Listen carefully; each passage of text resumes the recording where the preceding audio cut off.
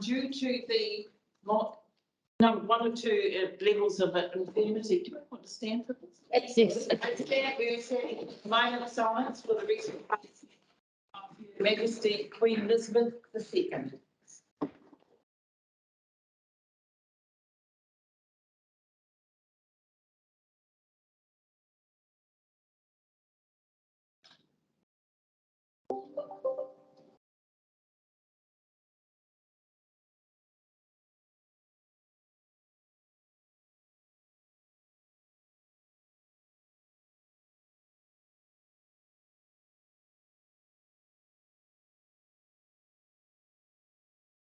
I'll now invite Pāki to present a karakia in honour of Māori Language Week. Kia ora koutou, greetings. Aku tōku ingoa. My name is Paku, as you know. I'm here to celebrate with you Te Wiki Utiri o Māori, which is Māori Language Week, with an opening karakia. Whakataka te hau ki te uru, whakataka te hau ki te tonga, kia mākina kina ki uta, kia mātaratara ki tai, e hia ki ana, te atakura, he tio, te huka, he hauhu, te hei mauri ora. And I'm just going to translate that for you. So cease the winds of the west and of the south, let the bracing breeze flow over the land and the sea, let the red storm come with a sharpened edge, a touch of frost, and a promise of a glorious day. Kia ora. Kia ora. Kia ora. Thank you.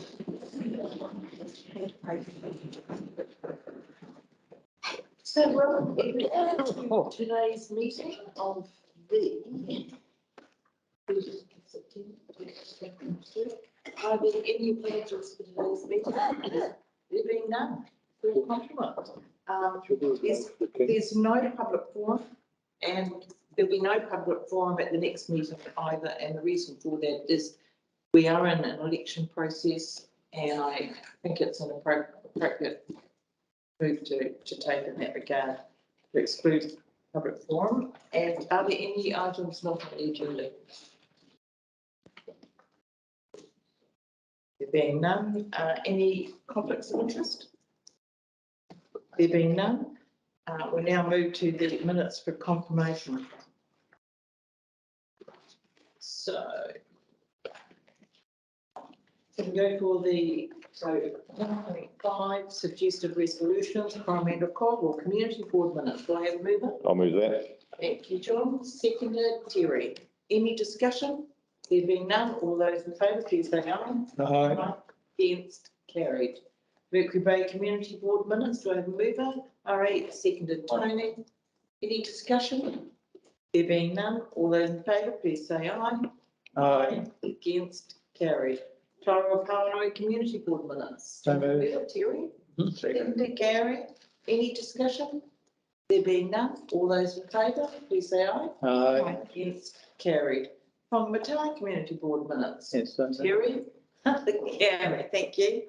Any discussion? There being none, all those in favour, please say aye. Aye. Against, carried. Thames Community Board minutes. Do I have a mover? Robin. Second to Sally. Any discussion? There being none, all those in favour, please say aye. Aye. Against, carried. The Shoreline Management Plan Committee minutes. Do I have a mover? Robin, seconded Terry. Any discussion?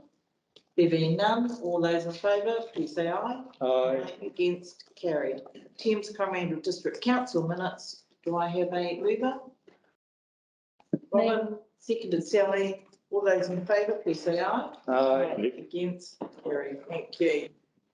So that's the minutes of confirmation. So we'll now move to 2.1, which is the dog control revised policy and statement of proposal for public consultation, page 64.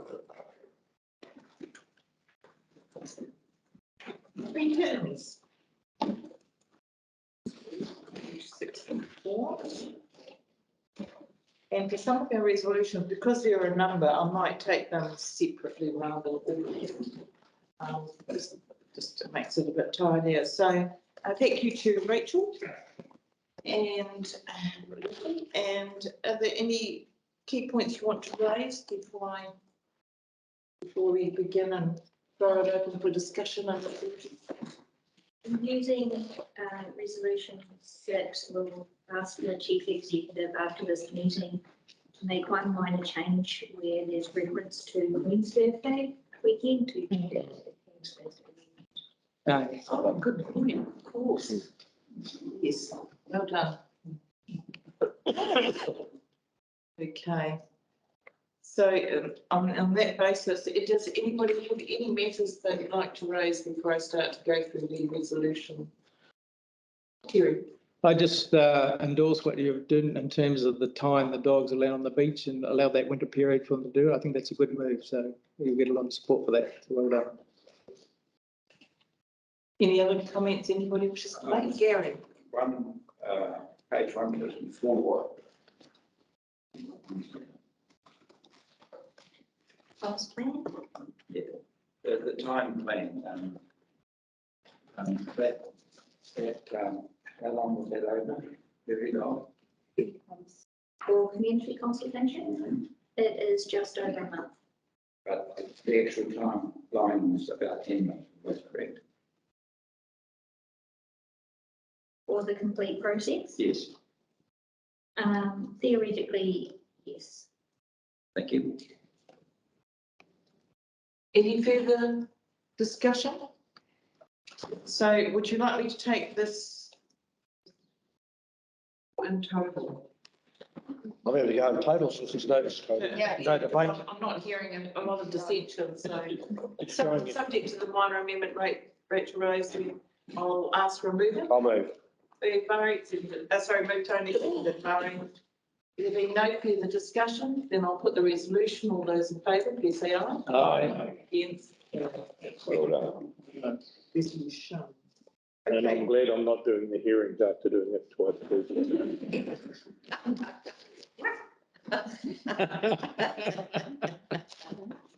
Okay, 2.2, dog control, draft bylaw and statement of proposal for public consultation on page 113. I'm happy to move the resolution in total. Okay, that's good. Thank you, Tony. Seconder Murray? Yeah. Is there any discussion that people would like to make? Any comment, Rachel? Same comment as before. Same comment as before. No, we appreciate that. Thank you very much indeed. And then I'll put the resolution. All those in favour, please say aye. Aye. Yes, carried. Well done. Thank you. We'll now go to the decision to make the maritime facilities bylaw, page 156.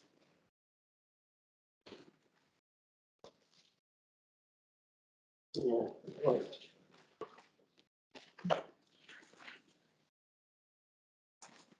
And the resolution, suggested resolution is on page 157. So again, Rachel and Leslie, are there any comments you'd like to raise before I put the? Yeah. Normally this would be a straightforward adoption, but based on additional feedback, we've recommended one more minor administrative change to remove Schedule 2 Part D, which duplicates the fee schedule.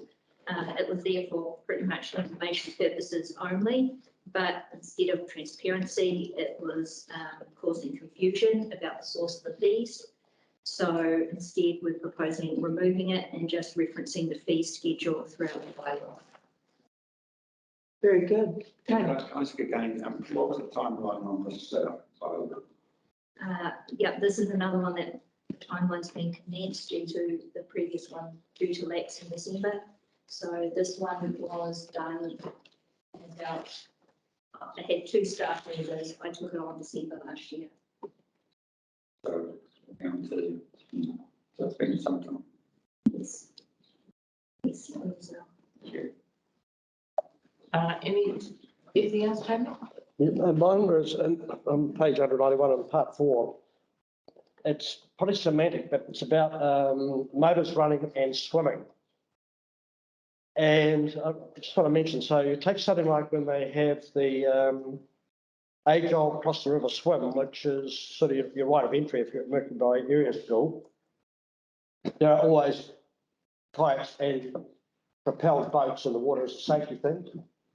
Whenever whether it be a tourist boat or a fishing boat is coming alongside, depending on current, will often depend about whether they've got motors running or not running. Now, a bit of common sense, but when I read these things, sometimes we can put ourselves in a bind because we wrote that you can't have an engine running within 50 metres or something, which in reality is simply not what will ever happen, because the boat will have to have the engine running to get alongside the wharf, to leave the wharf. And indeed, if the wharf is busy and they've got to stay out in the stream, you have to stay with the motor running, and you've got 7 knots of current. You need to at least have 7 knots of forward speed to stay in one place. So I don't think it's major. I just technically, if something happened and someone said to you, the boat owner, the bylaw said that you can't have your engine running with a swimmer in the water, I don't know. And for me, it's almost as the boat is right away because he can't stop. No, that's a very good point you raised.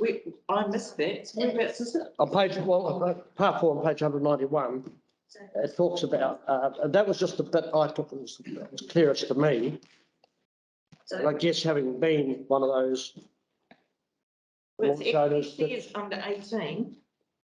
Under 18 on page 192, yeah, in regard to swimming, must not jump or drive or swim within 50 metres of any maritime facility while a ship, and I presume ship is any vessel. Yeah. Yes. Yeah, so does that not take care of it? The clause above it, 17.2,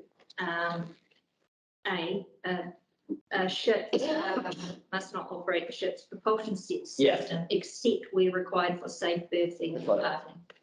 Just so okay, that's what I read that is to say, yeah, there will be times, as we all, I think, are probably on the tail, which I'm not as convinced of, but in the jumping season at Whittier, which is actually, longer than 2 weeks after Christmas, there are kids down there from daylight, and as soon as they're out of school, they're back down there, and Well, here it says must not. I appreciate that, but you have all the rules you like, but if you don't then have someone appointed to stand on the wharf all day to say you jumped off there, so here goes your ticket, or get to them before they jump off, so if you jump off there, you will get a ticket. So it's okay to have rules, but if you don't administer them, they're just bits of paper. And I just raise that because then when you have an incident, and having seen those, people go to the last degree to defend themselves.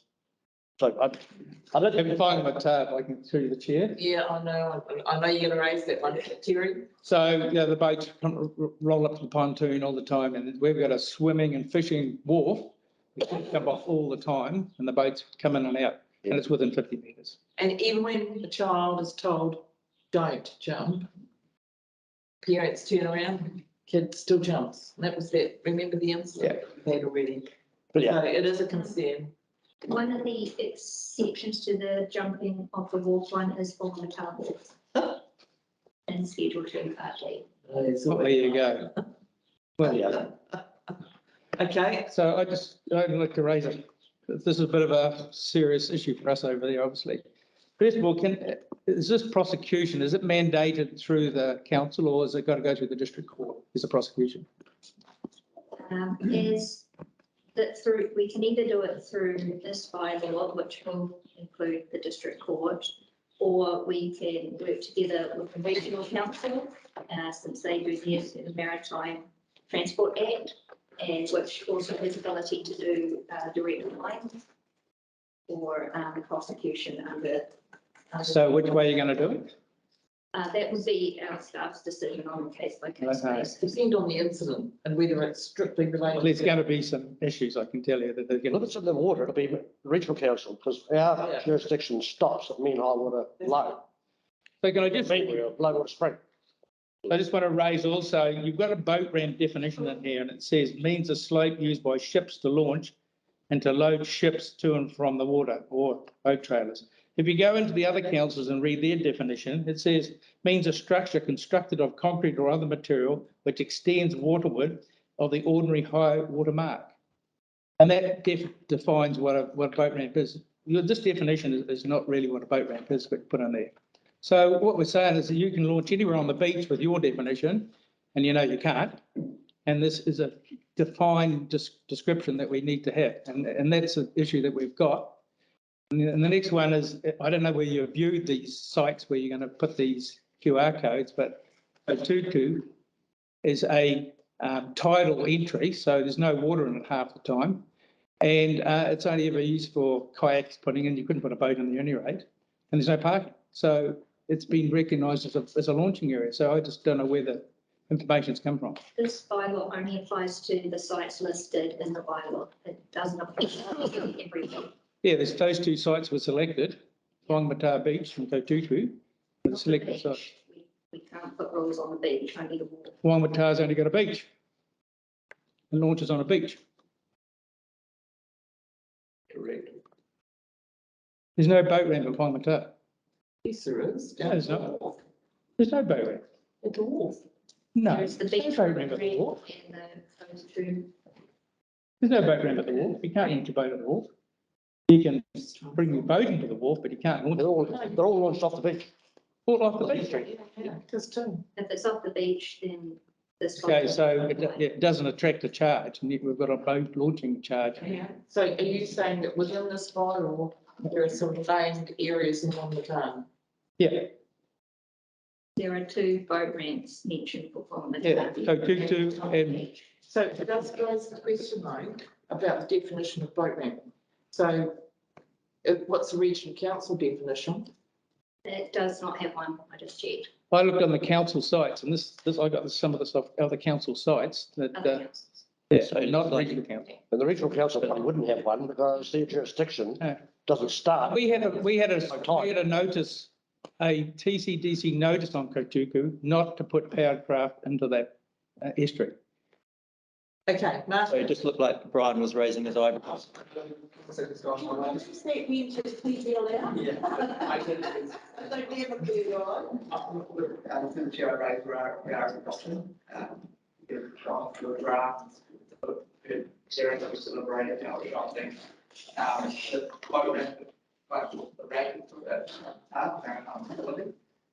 That's always had charges. So we don't know. No, it hasn't. It's never had a launching charge And that's given the discussion. and a parking charge. But that's just true, Everything. but that's the concerns that we're talking about. There's infrastructure right there. Yeah, no one launches on the pontoon. It's not a launching site. It's not a launch. You don't launch the boat on a pontoon. No, so there's No launching ramp. Anyway, it's quite contentious, so if you can look into that, it'd be great. We don't need it. We need to pay parking. That's what we've always paid. We don't need a launching charge. So if you bring your boat down there and launch it in the water and take your trailer home, it was always free. Now they've got to go down and pay $111, $115, put their boat in the water and take the trailer home. It's rubbish. We'll get Adelaide's comment on this. So just checking at the start that the charges are in a different instrument, as I understand it, not in CES. So this is not about charges, that's somewhere else. Yeah. Definition I was trying to get on the boat ramps, but Right. it's, Martin? Can I just briefly go back to, on page 191, at the bottom of it, and they're talking about operating their facilities. It says the person must not operate the propulsion system if there are people in the water in the immediate vicinity. But then 18 has a person must not jump or dive or swim within 50 metres of a facility. So it seems to me that the emphasis is on person in the water, and it's mentioned at 50 metres, but the other one just says immediate vicinity. So is there a reason why one's immediate vicinity and one is 50 metres? I mean, some people's immediate vicinity would be this far away and others would be, you know. It's putting responsibility on both parties to keep themselves safe. Yeah. But, yeah, specifically stating this 50 for swimming was to try and, yeah, just give a, just to give a line in the water. You were going to say in the singing. I did want to, yes. Okay. And because, yeah, the swimming one was actually one of the harder areas to find. Probably takes for the angle walk out because I don't know that that's 50 metres long. So anywhere on it and around it, you preclude it. I would say, Sorry, which walk? that Whitty Angle, Which is also excluded from this course. yeah, Okay, so, well, since, The bylaw only applies to the facilities that are listed in the appendix. okay, Which is on page 197. yeah, So we're discussing, you asked yourself what the risk is, so. yeah, definition Yeah, at the end of a process, like I haven't heard definition before, and this is sign-off time. So that is a bit of a challenge. And I think we'll leave it as it is, and if there's any untoward Yeah. consequences, the incoming council can deal with it, because, you know, we've gone to a lot of time and effort, and we keep putting staff to a lot of time and effort, and then coming up with, singular items at the 11th hour, and that's, yeah, so I'm not going to put all of that staff time and effort, and the part of the councillors as well, to waste by sending it back to the drawing board, though there are occasions that we are tempted. If I can So, but on this one, no, I'm not. say through the chair that this was raised by the Becker boys, and you've got your right to raise those things, but I don't think it's been given the consideration across the ward, because we've all got different factors and they're not all fit for purpose. And that's what I think the issue here that we've got.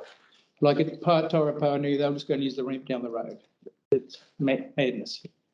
Anyway, So we're talking about a bylaw. Are you talking about fees and charges and fairness and equity around quality I'm of? talking about what's going to happen. We make these rules and how it's going to be implemented. And I'm saying that it was done on the hock of not understanding the fit for purpose facilities around the whole.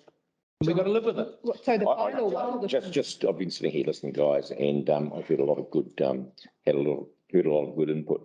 But I think this bylaw is fit for purpose. We've discussed about what might happen here, if that happens, whatever there.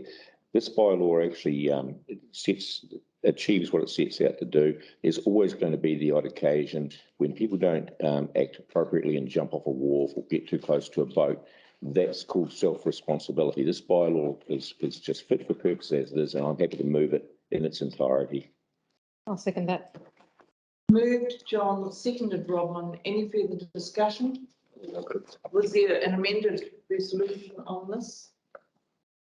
Yes, just to remove Schedule 2 Part B. Throw that in there with me, that's great. Good, thank you. Then those things have been taken out. Excellent. And in its entirety as presented in my, yeah. Then I'll put the resolution, all those in favour, please say aye. Aye. Again? Yeah. Carried. Thank you. Was that recorded? Yes, Thank you. Carried. So now we're moving on to the advertising and signs bylaw on page 210.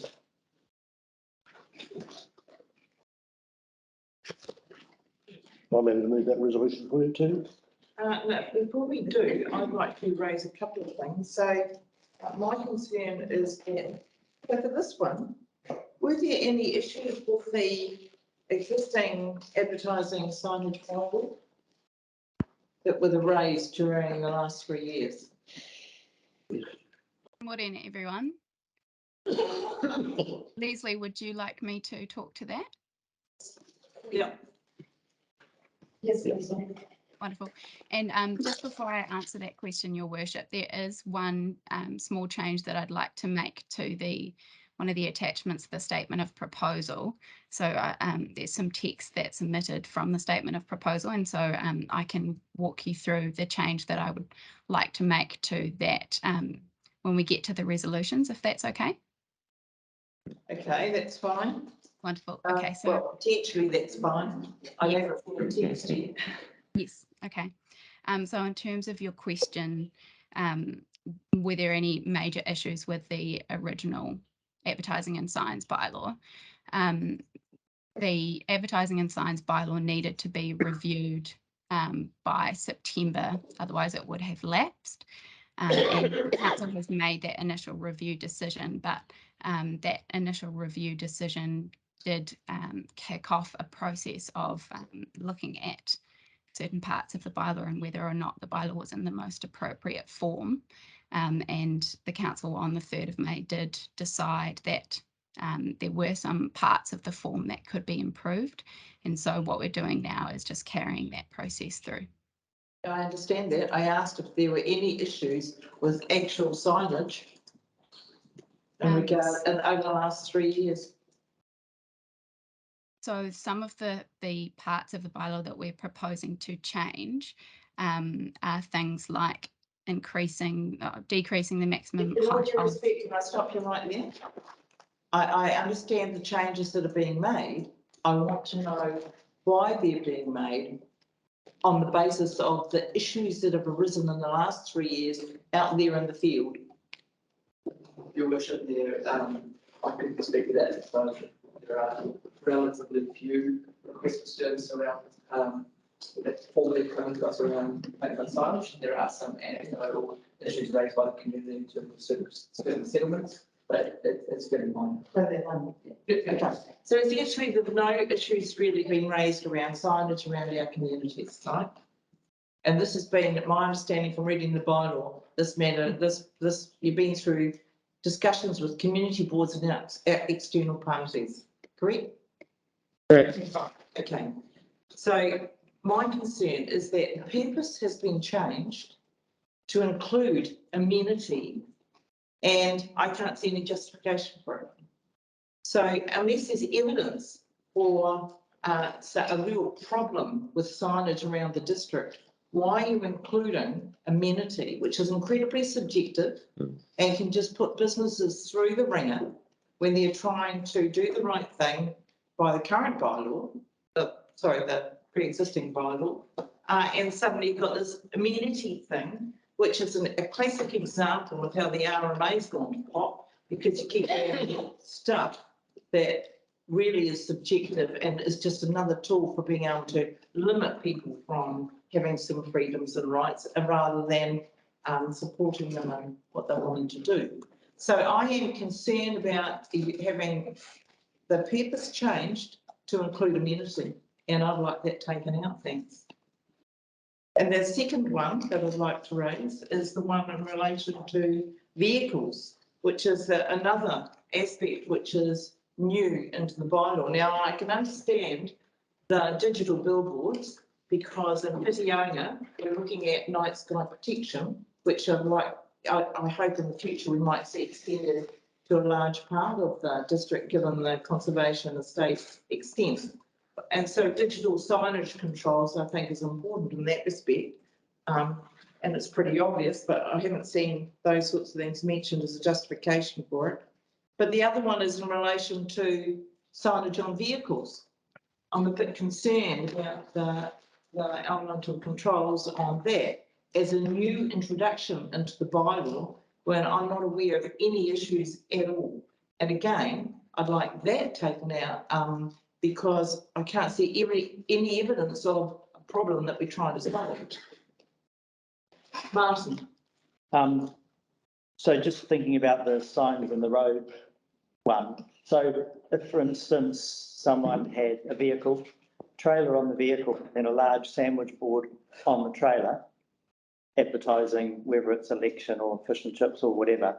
So you saying that you'd be all right for vehicles just to park on the side of the road wherever and whenever they wanted with a sign there? Yeah. And the reason I say that is because as long as they're not creating a nuisance and they're abiding by all of your traffic protocols, etc., I can't see any real justification for doing it.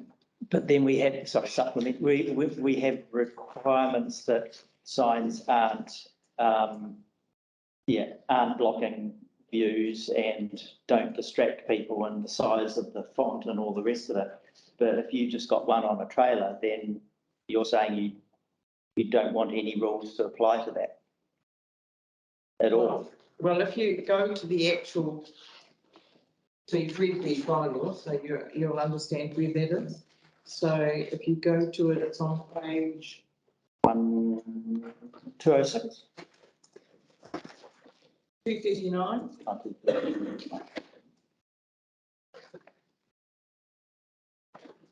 Top of the page. So it's just a little bit more than what you're suggesting there, Martin, is attached to a motor vehicle as an integral part of a motor vehicle. And the vehicle is used in its normal course of business and vehicles being used generally. Oh, so there it's no. It's on state highway, NCTA, the governing body. It's got nothing to do with us. I'm just Can't wondering, do anything. Can't put a sign on the side of a state highway that doesn't comply with NCTA. It's got no, we have no jurisdiction in that area. so I'm just wondering, Mayor Sandra, that you don't see amenity as important. This document's going out for public consultation. If we got 1,000 submissions saying amenity was important or 1,000 saying it wasn't. So are you making a decision? And I acknowledge that there's no real evidence to show there's a problem and stuff, but I'm just saying this is going out for public consultation and there is a process. And at this point, do we start making, because I might say, well, I think amenity's the most important thing in a sign, and where do we go with that? I suppose we'd have a majority view. So I'm just wondering about that. Oh, Mr. Taylor's here. So I just get concerned that we start putting roadblocks into bylaws that weren't previously there. Murray. I just look at this and I think of it like Woodyanga. We've got people that run businesses at the wharf. But what do? There's about 4 or 5 of them every summer with sign-written vehicles, which may say the sign, go and park there all day. Now, this bylaw doesn't really cover that. We've got another vehicle that every Christmas goes and parks around town on council roads as a mobile billboard, other business in town. Now, I'd like to see some control on those, particularly the guys, and perhaps it's unfair on them, but when you get people operating businesses off the wharf and parking there all day at the peak of summer, and there's 5 or 6 car parks taken simply for the purposes of advertising, then I don't see the bylaw really covers that, but I'll make that point. Well, that's what I was attempting to do. I don't think it really covers it though. So I actually think it's valid from your perspective then. So a couple of questions been asked to start. I wonder if they could have the opportunity to actually respond. Oh, I don't know. Of course. Particularly about the broadening of the bylaw. Yeah, through the chair, look, I'll quickly touch on the vehicles because having a quick look at our current bylaw, that those provisions are in place. So portable or movable signs include flags, placards, signs, banners, or similar devices attached to vehicles for advertising purposes. Unless such device is an integral part of such a vehicle used in its normal course of business. So obviously, if you own a plumbing business and your signs and stuff, you're dealing with that. But if you're putting something extra onto that car, it has always been dealt with under the current bylaw, so I can't really see the change that's coming through, but I'm okay. I think Murray makes a good point though, and of all the places that get hit the most, Vickery Bay and particularly Whitianga would be the ones. So, but I'm No, we haven't finished yet. In terms of the amenity values, I think some of the issues that we have heard about was the proliferation of signs in certain locations when they look really unsightly and ugly. And that's really what that was about. Particularly, for example, in our. Well, most of them are ours because they're becoming multitudinous alongside docks. So that's been one of the key areas like Pottery, for example. Or the Onimana. Pottery, yeah, it's just everywhere. Yeah. And that's been fleshed out a little bit more in the current bylaw, and I think that change in purpose is just reflecting that those slight summer changes further in the bylaw around what we just talked about. So there's no intention to go and deal with signage as an entire amenity issue, but there are new clauses that we're going to go up consultation on that touch on amenities, so the purpose we've broadened slightly to. Well, I don't think that's how we. Yeah, I agree with Sandra saying we don't want to bureaucracy everything and make it difficult, but also you don't want somebody ringing up and saying, I don't like that sign down the road because it's ugly, you know, and that sign's there doing a purpose. So you've got to have a bit of balance of what you're doing. That's it, they nailed it. Becomes incredibly subjective. But we are hearing that there are issues that need to be dealt with so that they can be dealt with. We need to slightly broaden the purpose. We're not hearing that we're going to shut down every business known to person kind. Had those justifications before, Selma, but that's okay. And we have got public consultation. Right, territory and sound debate by my colleagues. Martin. Can I just ask a question? Is the requirement by other agencies, was it mentioned DOC and several others about that they can currently put a sign up on council land without talking to council? And so that's in here, it's talking about them needing to ask. But is there going to be a particular process set up for that? Is it, and I know it's getting into quite a detail, but is it going to be, you know, like you've got to give a month's notice and you've got to fill out 10 forms, or is it actually going to be pretty, because Finn's mentioned that they didn't want to be overly burdened by any new requirements. Actually, a good point, Martin. Yeah, certainly there'll be some operational implementation if the bylaw comes in. And from a staff perspective, we don't want it overly. No, I mean, there's no point that you guys would want to create a massive. Yeah, so obviously there'll be some really quick checks in terms of locations. There might be more difficult reserve areas than say other locations, but we intend to have a pretty smooth process that's enabling. So Martin raised a good point, because there is an opportunity when they want to put up a sign. If we've already also got signs up, if council themselves have a sign up in the same area, it's that proliferation of signage where they can't work together and have something that's looks correct. I think that's the intention of this bylaw. Okay, John. Yeah, okay. Hey, Sandra, listen, we can always test the waters here. I hear what you're saying about amenity value, and I actually, no, I share those concerns. I really do, because it's far too subjective, and it was reinforced by what Terry just said a few minutes ago. It's going to open up a can of worms. What appeals to me might not appeal to you, and probably won't actually. But yeah, I'd like to see if we can knock it out now, because I think it would just assist us later on, rather than go through the public consultation process.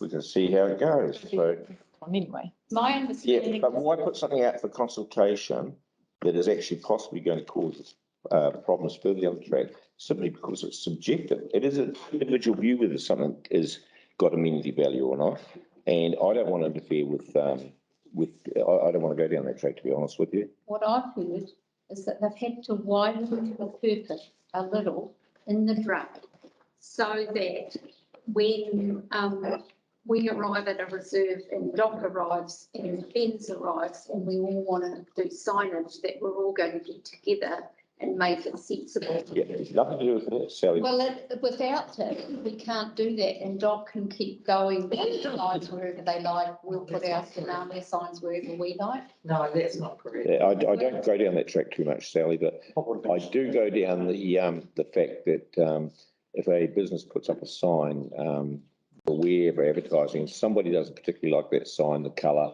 the location, whatever, then this bylaw allows it to be dealt with, and I don't think that's the purpose of this bylaw. It deals with a whole lot of amenities. I don't have what I want on my coffee sign. It has to be a particular size and stuff. We already deal with amenity.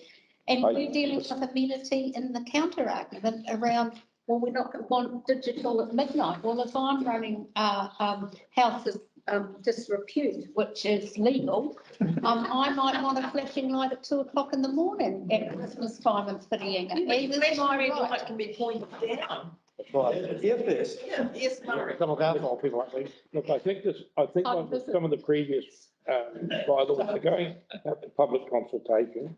We have aired a view that we're worried about amenity. I think the advertising bylaw from when I first started on this council has come a long, long way. It seems to me now it's pretty workable where it wasn't. Let's put it out to public consultation. Let's go through the deliberations and see what we get. So you're moving to I'll move that effectively. Through the chair, just for confidence, because obviously there's a joint and you have a decision what you're about, but I'm hearing that there.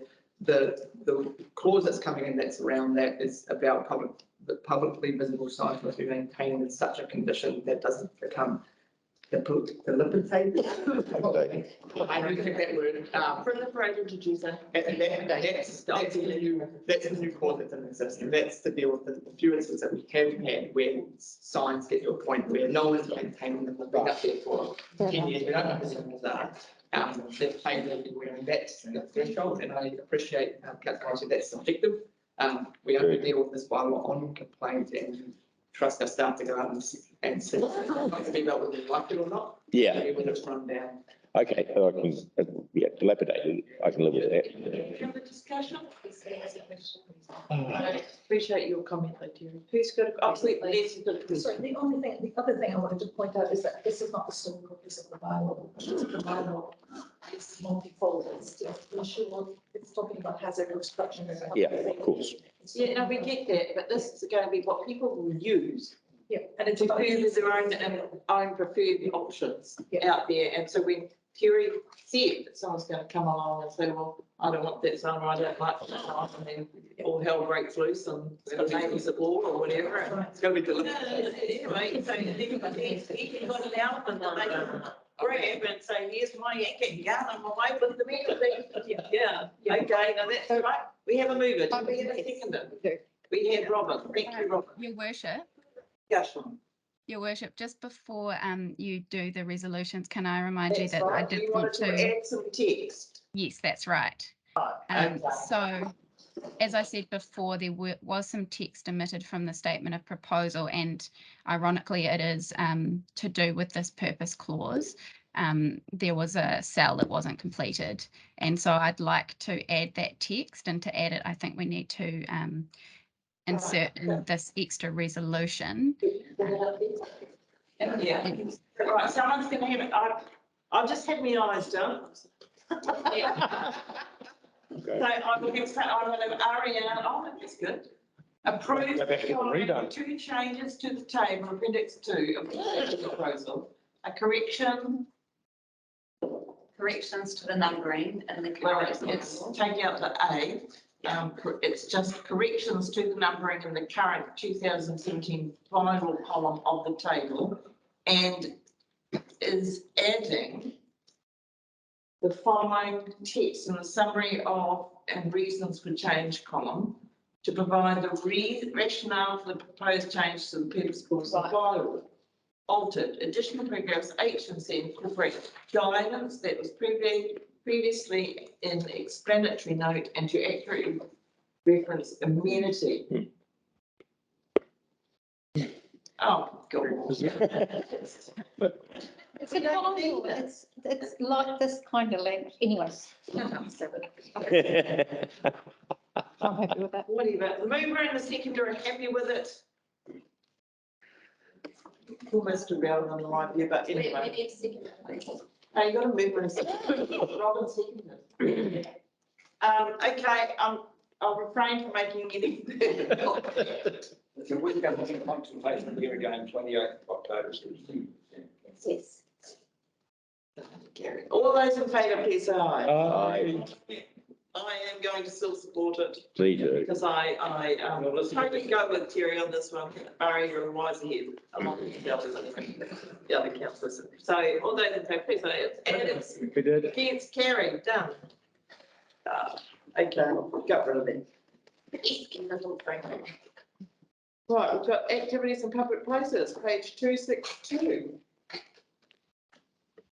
Right, and Les, we thank you to your staff for the forbearance on the advertising signage bylaw. Appreciate it. Can't go unscathed all the time. All right, are there any matters anybody wishes to raise in regard to amended activities in public places bylaw? Martin? Yes. So I had some concerns around the top of page 267 around assemblies. It says it's proposed to include a new clause to address assemblies. It will prevent people from assembling in a way that obstructs, disturbs, interferes with, alarms, distresses, intimidates or harms any other person and that other person's use or enjoyment of that public place. The second part of that talks about requiring the council being notified 2 days prior. Don't have any issues with that, but that first one seems to me way too wide power to put into a bylaw. And I'm not being silly here, but two people having a conversation in the main street, this seems to me that someone who doesn't like what they're talking about could complain under this bylaw. It just seems really wide. And I'm also worried that it restricts people's access to peacefully protest. Yeah, I agree. Is there a definition of what an assembly is? It just says people. Large scale assembly. So I think it means two, doesn't it? Or more. Two or more. No, there's no, there's no definition of assembly. Right. Your worship, do you mind if I talk to that? No, that's not. Yeah, so in the draft bylaw, I'm looking at page 292. There is a definition of assembly.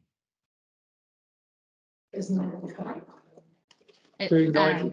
Assembly is defined as a group of people gathered together in one place for a common purpose and includes a protest. And what's that in?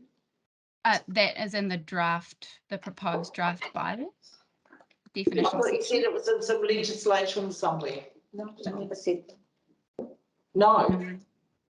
Then why are we putting it in our bylaw? It's a new definition in the proposed bylaw. We really be able to stop it for the people who used to protest outside this hospital 7 days a week. For instance, we had no way of dealing with that. That's covered under a separate. Yeah, but I'm saying that cover that too. I'm supporting Mark on this one, Robert. Because my follow-up question is if we've got a definition for assembly, then on page 267, you're specifically referring to large scale assembly. So is that a different thing from an assembly? And what is the definition of large scale? Do I have to get 10 of my friends instead of only one? Like, I think that needs to be tightened up. Your worship, I can talk to that as well. Yeah. Yeah, go. I'm sorry, but this is. Anyway. Just going to. Can I listen to Meg? Okay, somebody else want to say something here? Meg wants to. Alrighty. So the reason that we've got one definition for assembly and then we have a second definition for large scale assembly because we did want to stop the situation where people assembling together, every time that happened, they had to notify council 2 working days prior. We only wanted, staff only wanted that to happen when the assembly was going to be larger and might require some sort of logistical support from council or some sort of organisation liaising with the police or traffic management. I see your definition here, large scale assembly. There's a potential to obstruct a public place on a large scale. But if I Yeah, I'm just struggling to get my head around why we want to be going into this area anyway, because with my little bit of knowledge of the Summary Offences Act, we've got disorderly behaviour, offensive behaviour, threatening behaviour, public nuisance, blocking public footpaths, all under the Summary Offences Act, which is administered by the police. And I'd imagine if we had anything on a scale that required us to invoke this bylaw, the police would already be there. So why, I can't see us actually even, even getting our staff out into a situation like this, which is obviously going to be confrontational, when the police already have these powers and we should be dealing with it. Just my thoughts. Yeah, look, I'll sit back here. I look at the operational part of the policy and Councillor Morris is correct. The incidents that we're talking about police would be called. I think the intention from a policy perspective is to signal educate what we would like to see happening in the community and set a standard. And obviously if there was an incident or a assembly that was causing intimidation to a significant level, police would be called. No, it wouldn't be us turning out that. No. So how are you going to manage this? How are you going to make it compliant? I just question for you, Brian. I remember we revoked some bylaws recently because we felt that it was inappropriate for TCDC staff to be involved in. I think it was a number of people on a property at Christmas time and the behaviour that would have come on that property. We decided, no, we were going to pull that bylaw because if such a situation arose, then the police would be dealing with it. Yeah. So this, this is more for an educational type thing you're saying? setting a standard, I guess. I Setting a The standard. police might like some direction. If we've got something like this here, we can say, hey, we told them, this is what our policy is. They won't be enforcing a bylaw, they'll be actually enforcing an act. But it could be, I agree, some of the pieces are very different to this. Yeah, Police don't need any direction. Well, when we had the occupation in Parliament, there was health and safety issues, which we have bylaws for. There was all kind, there was police, was the army, and there was council stuff as well. So I think, When they fill this place up with milk bottles and chain all the doors up. I'm happy to go with this, but do we really need a bylaw, another bylaw on our books when we don't have to have one? Yeah, It's so not going to be easy to, they're not going to implement it. changes can be made. We're trying to get a draft, public consultation. We, the policy team, I sat on a couple and came around and spoke to every community board about this, and I think you were present at those, and we had a discussion around this particular clause in terms of how it came out of some advice from other councils after the protest, and in fact, there would be thresholds. Our staff wouldn't be getting a heightened, in the current activities in public places bylaw, there's the same level of subjectivity in terms of how people need to operate. Bus, handling that leaflets and, Nuisance behaviour. it's just general nuisance behaviour. And again, very really to deal with those. I'm sorry, I think it's going to step too far. So just sort of circling back a little bit, do we want to decide whether we want to have the assemblies go out to consultation, or do we want to decide to remove the assembly before we go out to consultation? I'd be happy to support that it be moved that they come out. So part of what we're doing. You can decide to do it. From a staff perspective, Yeah. we'd have no, I think clause 2 that you touched I'll on. move it comes out. no, Sorry, Brian, what were you saying? No, just clause 2 in terms of the logistics might be the relevant point here, and clause 1's not. Anything. You go, want to second that? What were we? can I understand the implications of taking one out and you people going to public consultation and 2? Are there any risks as society is changing, and I see it's changing, and our bylaws need to be relevant for the future, not us oldies thinking we know about things? Have you got enough instruments to be able to manage the unexpected over the next couple of years?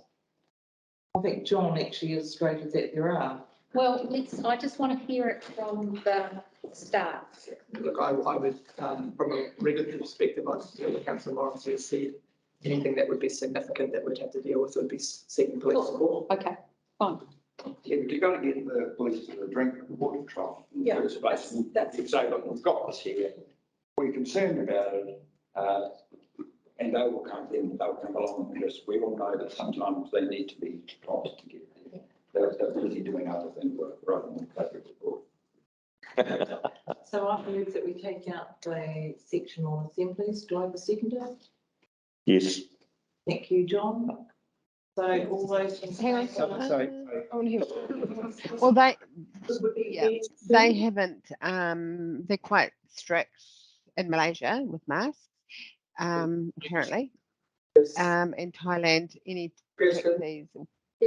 We're all hearing. We got it. Your worship, could I ask a question? Yes. I was just wanting members to clarify whether or not, when you say taking out the assemblies clause, are you proposing to take out both 1 and 2? So take out both the prevention of people obstructing a public place and also 2, which is to require large scale assemblies to be notified to council 2 working days prior. Are you wanting to take out both of those? I don't have any issues with the Large scale. 2 days notice. I think that's a good. No, we're okay with that. We'll go with just the number 1. So the notification of large scale assemblies. Fine. And the way I read it is that you could remove 1 and 2 good standards. 1 and 2. Oh, right. Because at the moment, if I want to get married and have 300 people on Whangatar Beach for my ceremony, what do I have to do under this bylaw? Talk to Doc. I can answer that question, your worship. It's on the cultural there. So, councillor Christie, the definition of large scale assembly, which would trigger the requirement to notify, I don't think that that would cover a wedding party. Currently, they do have to apply to council to get it done, so, Under what bylaw? yeah, well, that's right. Parks and reserves. Okay. Courtesy. I'm just checking. Okay, so we'll just move that resolution, taking out that part one. And it's been moved and seconded. All those in favour, please say aye. Aye. Against, carried. Now we move on to the rest of the. Everyone. I will, thank you. So the rest of the resolutions, do I have a mover? Yep, I'll move it. John, seconder.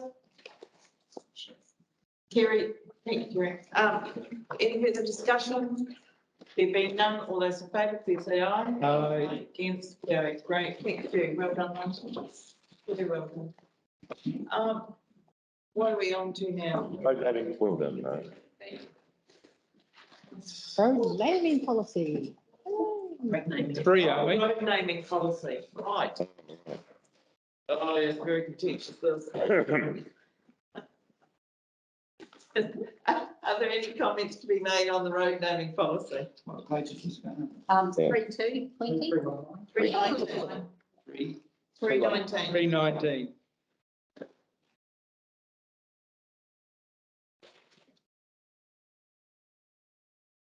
I'm going to move it. I'll move it. I just think we should. Nobody's talking. Yeah. Can't say anything, so. Yeah, I'll second it with some discussion, okay? Yeah. Big Robin, seconded John. Any further discussion? Yeah, okay. The only point I raise is that a number of our communities, all bar one, actually wanted some amendment there. They wanted the words in order of priority removed, okay, which some people thought gave Te Reo an edge over a local name, an English name, or a other commonly used name.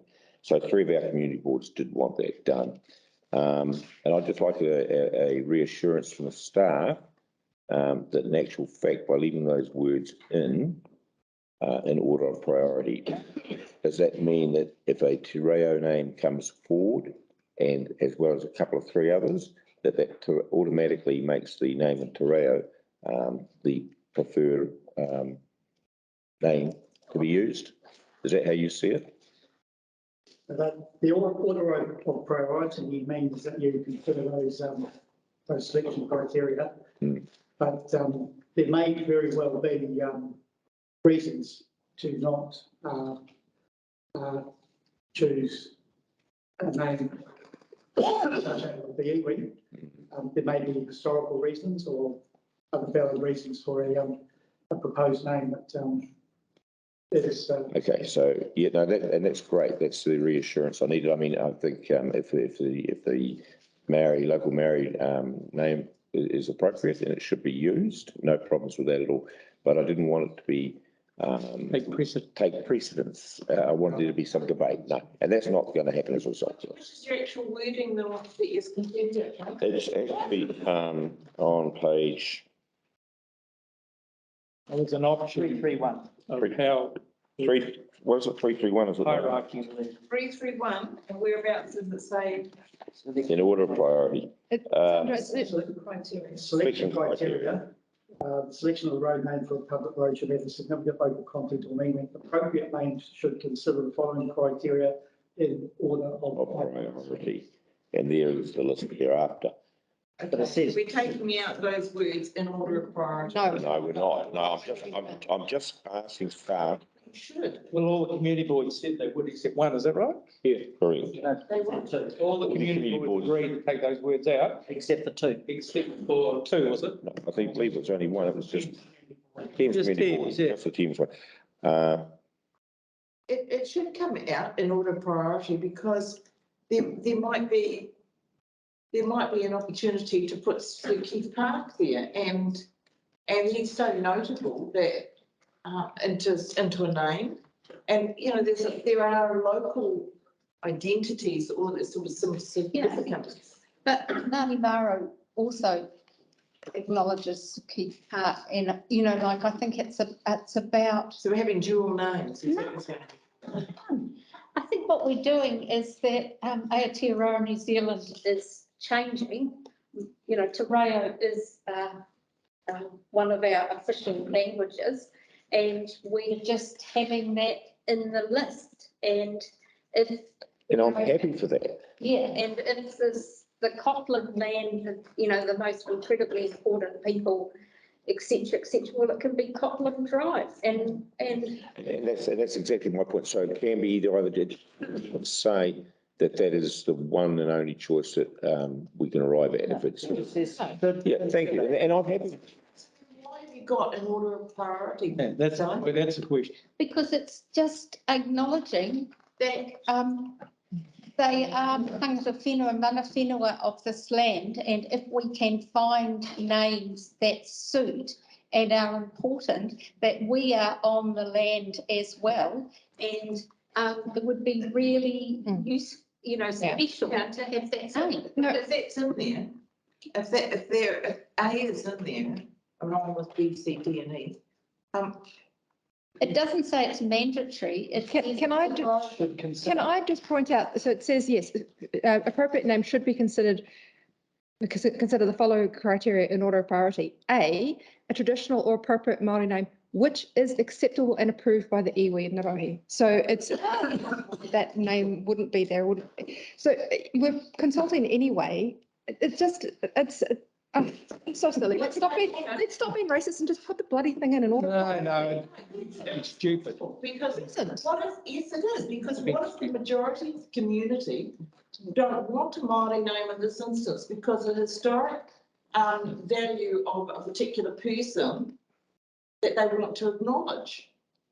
Then that's That can part still of the be system. considered. I'm sorry, but A is the priority.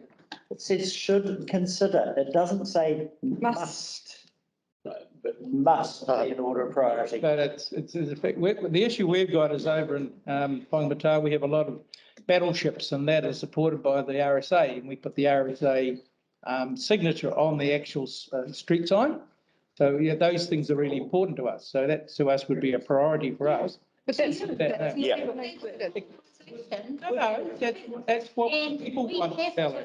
No, some people. No, the people. That elect us, 46% or something. This is Te Reo week. Well, we're not And we saying, have an opportunity to lead. Sally, we're not saying we don't consider that. We're just saying that there are priorities around some streets that the RSA would like to see that name and that signature go onto that street sign. And they That's can have a fine. discussion. So that's what we're saying. So that wouldn't be in the order of priority, but that would be the priority of the And if community. everyone agrees with that, that's fine. I What believe I'm the saying- priority should be the community's choice. Yeah. All right. That's And what I'm saying. Everybody wants to have an input into I this. just want to test a technical matter with the staff. So in the normal course of events, it looks to me like you would prioritise a Māori name that's acceptable and approved. But in circumstances where there might be a prevailing community interest, you wouldn't necessarily have to run with that as a priority. So I think in the normal course of events, you would prioritise it. But when there's a specific circumstance where something else might be appropriate, there wouldn't be anything getting in the way of doing that. Would that be correct? That's what they. That's exactly the situation that Councillor Walker is talking about. If you've got a location that has a cluster of names that have a common theme, then it might be that a new road vested the council in that location follows that theme and doesn't have a Maori name. But those three words there, three or four words, that creates an expectation. Exactly the point I was going to make. It creates an expectation. Look at your community boards. Look at what your community board said to represent the community. We have got one board that is basically exception, and they're arguing for it, and I admire them for that. But look at what all your community boards have said. Take it out. Don't create an expectation, because we all know we've been hoisted before, and I've seen it in my political career, which is coming to an end. Don't create an expectation. This is a community choice, Martin. So with respect, that's a community, who are predominantly Pākehā. John, Having lit the fire, guys, I have I'd like to suggest words to actually go on the end. Can I take? No, hang on, Murray, hang on. Take exception to what was said just then about Pākehā. Hey, no, Take leave exception it, for leave it, this. leave it. We in Mercury Bay always consult Ngāti Hay on street signs. Can I just, please? If there's an accepted procedure for this, so let's not make it that. Let's say, take it just as we are New Zealanders, please. Yep. So in order to actually put this to bed, and I do have some words I would like, forget about order of priority, okay? Instead of order of priority, in no particular order of priority, consider the following. Okay, so that puts everything on a level playing field. Takes out any racism card, takes out any fire, puts down a fire. and the words, In no particular order of. You'll need to find a new mover. I don't think it's fine with the mover and second. No, you need to find a new mover. I'm not moving. I'm happy to move that. I'll see it. Okay. So any further discussion? We're adding the words no particular. In no particular, no particular. All those in favour, please say aye. Aye. Against, carry. Against. Third recorder, do you want the Yeah. recorder? Yes. So the recorder, more than against that. How much is that? 5-4? 5-4. Yeah. I put one in the mayor. Is there any discussion about the rest of the motorways policy going out public? Any further discussion? There being none, and can I have a mover for the resolutions? All those in, mover? I'll move. Terry, second. All those in favour, please say aye. Aye. Against? Carry, thank you. So now we So the one that we didn't agree with is just about the in order of priority, and then the rest of the resolution, the other is the list. Right, we're now on to 3.7 district grants. 3.7. Three. Agree? Three. Yeah, You're off the Christmas. 333. I'll come back. Three. There we go. District grants. Year one.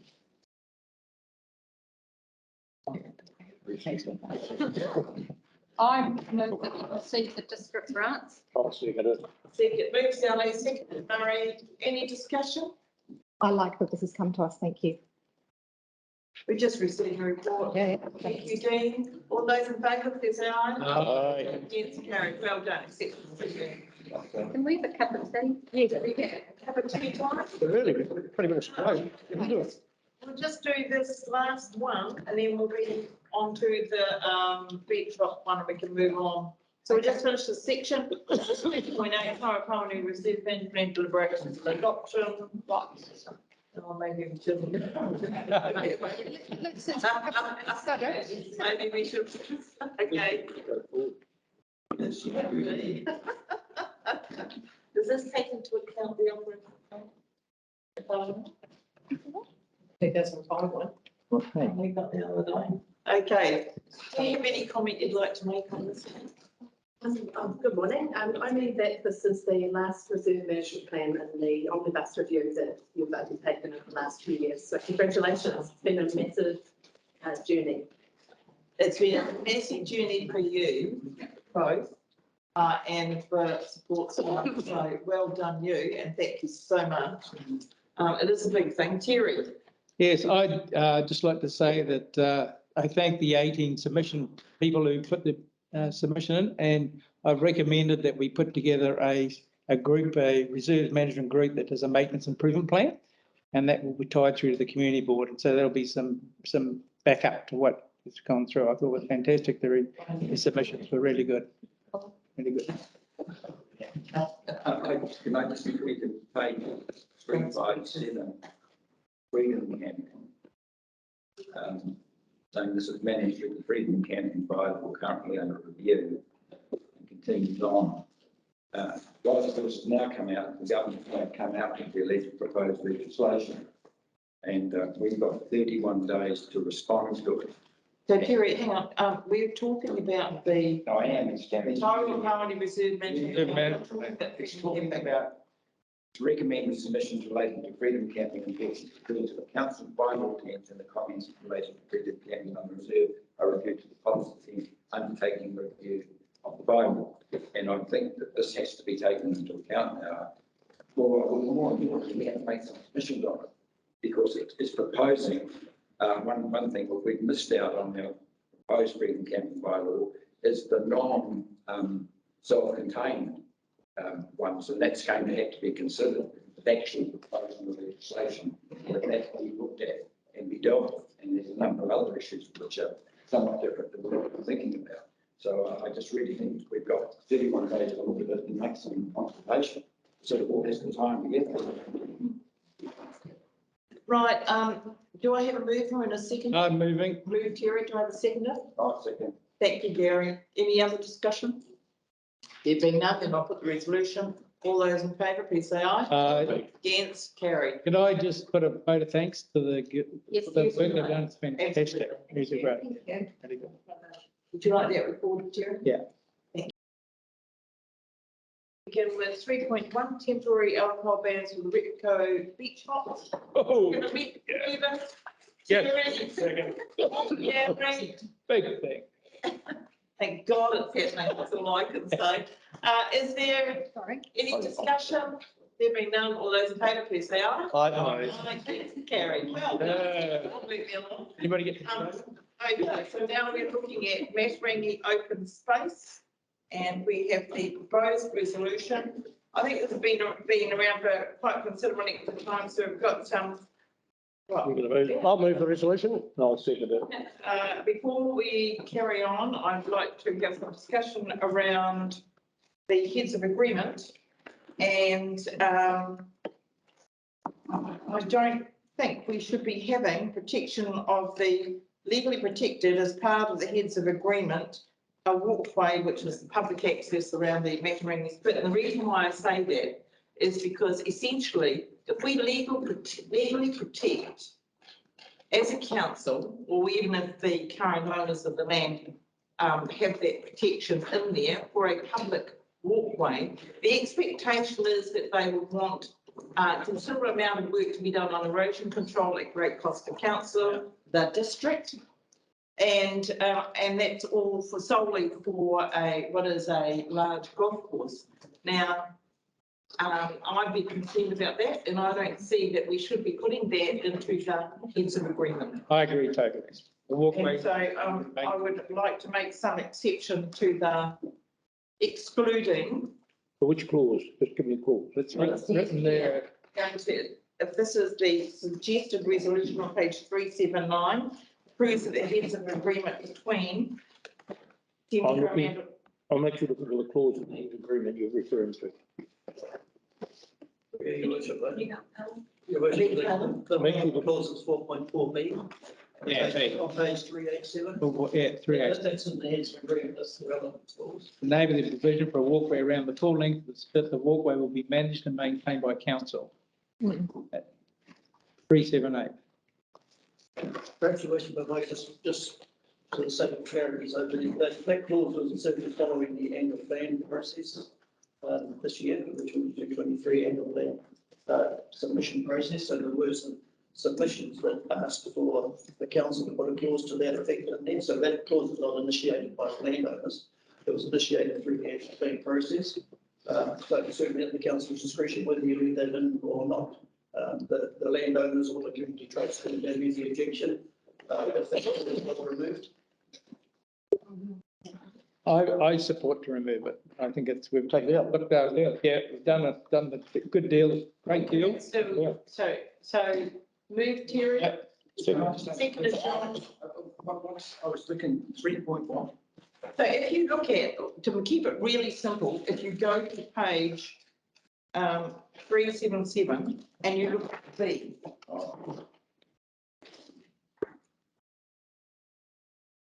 So in formulating the heads of agreement, I mean, we've come a long way with getting this matter resolved. I don't want to see us tied into protecting a walkway from erosion, when that's all that you're protecting, when we've got other erosion control priorities in the district. There's 7.7. under B. Yeah, I agree, take it out. Take it out. Take it out. So it's been moved and seconded. We'll wait till Gary finds it. Well, I don't see it as the edge of the agreement. Sandra, I just had one comment about that, and that seemed to be a very important thing when people came and spoke to us when we had the long-term plan hearings.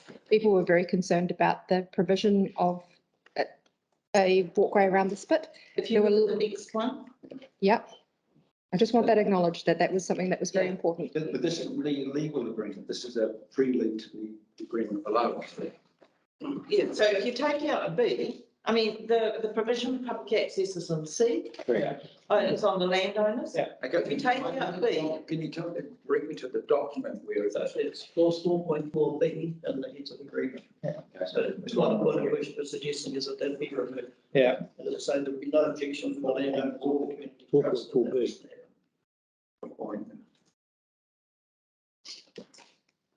Yeah, take that out. Yeah, happy with that. Yeah. Done a great job. Done a great job. You've got erosion control we need on front, Buffalo Beach, Rosie's Beach, Cook's Beach. Awesome. I got no problems with it coming out. In fact, anything that comes out of here is good as far as I'm concerned. But what I was going to say, what I was going to ask Alan, probably you, Alan, is by not having that walkway around the top because of erosion and what have you, does that now mean that the public are going to have to cut across a golf course as such, the issues that arise as a result of them not being able to get around there at high tide? You read B. Yeah. B says. What's that? That the B says that the provision of walkway with public access around, the heads of agreement clearly detailing that the onus of public access is on the owners of the land affected. Yeah, I totally realise that, but I'm concerned and we're asking them to do it, so. Let's get on. What you're talking about is not the agreement. We've got to go to the document that's going to be the signed. Yeah. We're saying that not be in the heads of agreement. It's not going to be in that. We're taking that piece out of the heads of agreement. Yeah, I'm happy with But that. I hear what Robin said, that I thought there were kind of a little concern about that by the local. It's all right, because the owners are required $1 to million, provide isn't it? public access, Gary, in the heads of agreement. I'm neutral on it. Okay, so I'll put the resolution. No, I had another question. But it's not about that, it's about something else. So, I was just looking at, so page 399 of the agenda, which is page 19 of your report, talks about the relationship that we'll have, and it's, the TCDC being the landlord, the tenant being MCT, et cetera, with $1 per annum. And I believe there's probably precedent in this, but on page 19, page 400, the sublease of the TCDC land to operating company will have an initial term of 10 years and will be perpetually renewable for further terms of 10 years at a rent of $1 per annum. So what we're essentially saying is that they'll never pay us more than $1 per year for the land, Through your worship, yes, that's correct. and we're happy with that. And the same, we can just add the same clause is included in the schedules that relate to the landholding company and also the trust, so all of the three parties have the same clause included in it. Yeah, saw that. Follows through the agreement. Yes. So we've moved and seconded that we just take out that part of the heads of agreement, and then I'll put the rest of the resolution. Yeah. So for the first one, we're removing that provision out of the heads of agreement. All those in favour, please say aye. Aye. Against? me. Reasons recorded. Oh, no, take it out. Sorry, this is not on the whole resolution. You ready? No, I don't. I'm not. Take it. No, he wasn't thinking. I was writing while I heard when I heard you say that. And now we're moving. Now we're moving A, C, D, and E. The whole resolution. the rest of the resolution. So do we have a movement? Yep. Up. No, those two. Let them do it. Okay, Murray and Tony Thank you, Murray. for the rest of the resolution. All those in favour, please say aye. Aye. Against? Now I'll say no. And I'd like my reasons recorded. That's okay. I think this is nice to have, not a must have. And council should be spending its ratepayers' money, not spending its ratepayers' money on this proposal. And that's been my stance the whole way through. It's a great thing to sort out and not a drama. Can I make a comment, your worship? I'd like to say thank council because this has been going on, when you boil it back to the 1990s. Yeah. It's been a festering sore that has been there at Matarani as long as I've been, since 2004, involved in this. And it's been shoveled around and shoveled around. I'd like to thank Alan Tiplady for his work and getting it together. And as I say, I'd really like to thank the council because this is a festering sore this council has put to bed as far as I'm concerned. It's been festering for a long time. It's wasted copious hours and hundreds and thousands of dollars of legal fees and staff time. If we'd got sensible and negotiated from the start, we would have saved literally hundreds of thousands.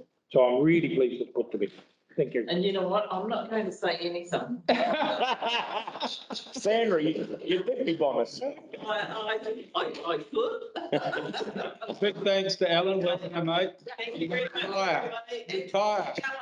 Alan, putting aside Matarangi, boy, the rope journal on that one's done. Hey, Alan, Can I make a further comment? I was talking to Alan and he said this is probably the last council meeting he will ever attend. So after a career in local bodies, Alan, thanks for your input at your last council meeting. yeah. Years. That was my first council meeting, but 50 years ago, this is starting to get. Two monarchs. Well done, mate.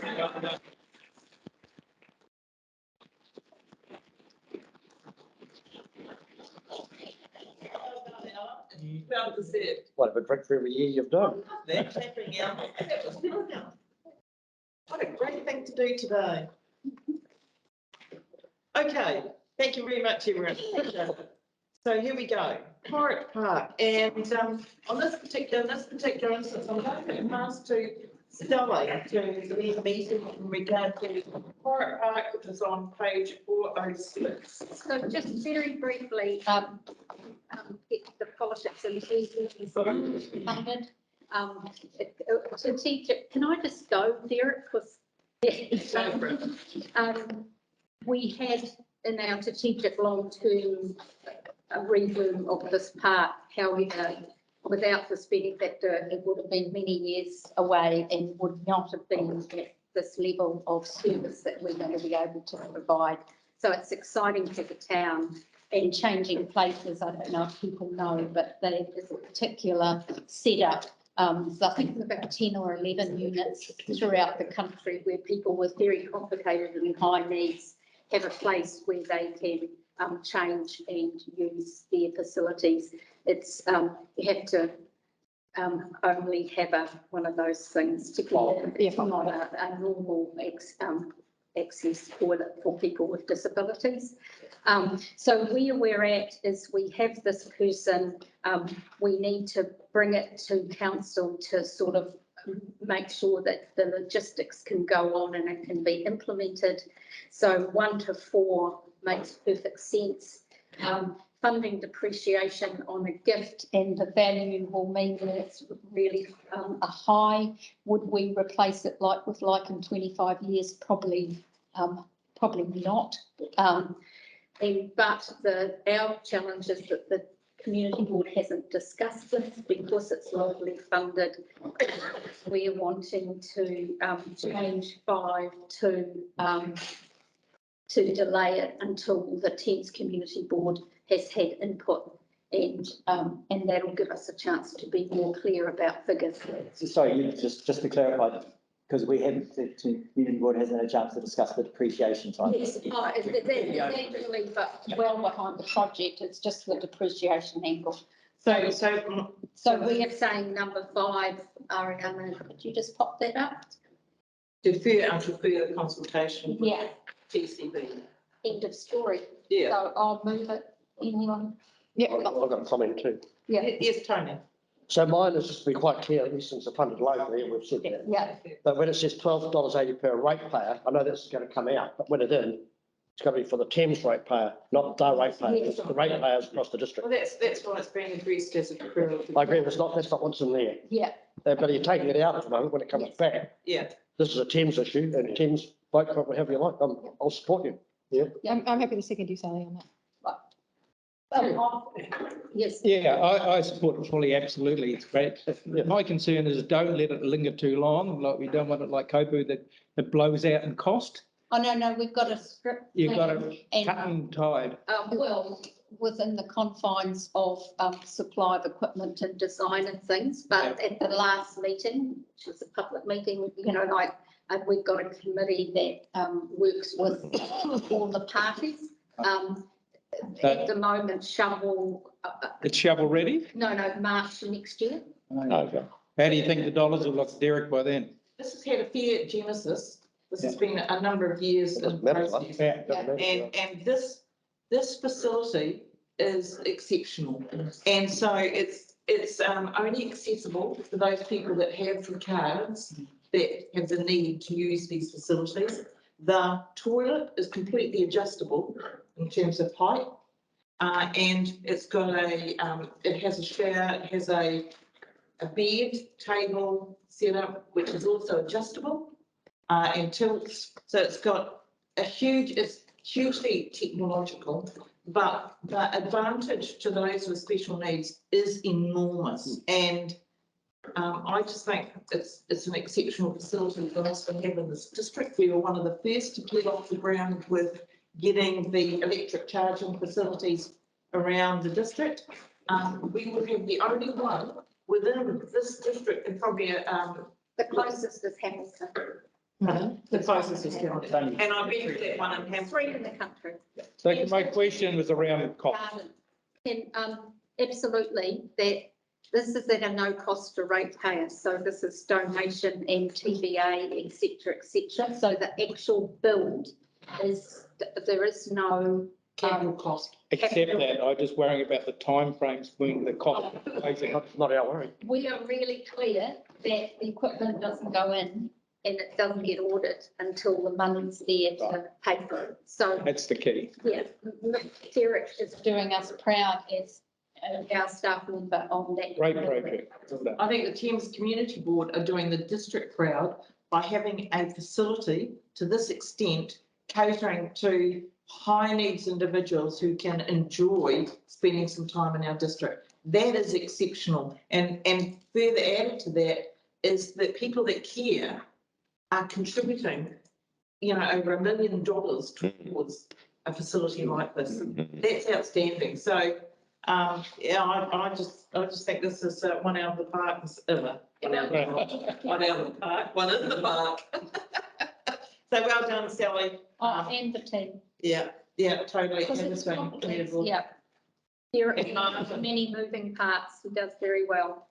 It's been quite a big project with a lot of people involved and had its inception from, is it Jenny? Oh, changing places is Jenny. Yeah. Okay, rightio. So we have a mover and a seconder. So all those in favour, please say aye. Aye. Against, Terry, well done, thank you. That's an exceptional project, that one. Thanks, Derek. Amazing, put up lightly. Okay. Oh, is that my code? Control Mobility Pathways, adoption of Oh, me too. adaptation pathway report 412. Do I have a mover? I'll move. Mover, Tony? Second. Terry, any further discussion?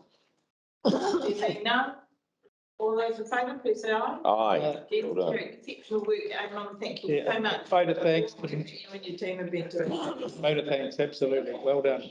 Appreciate it. One of the best projects I've been on since I've been in council. Fantastic. Kelly. Give it a round.